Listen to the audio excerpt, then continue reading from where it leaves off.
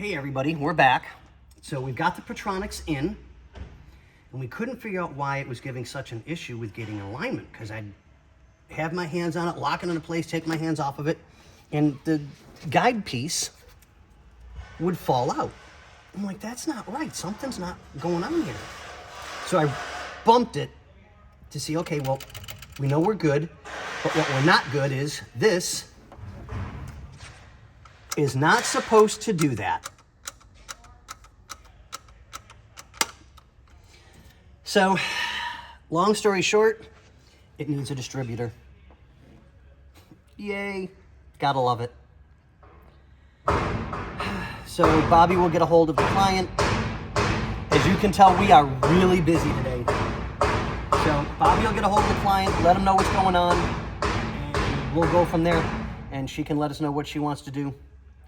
But on that note, ladies and gentlemen, we'll see you on the next one.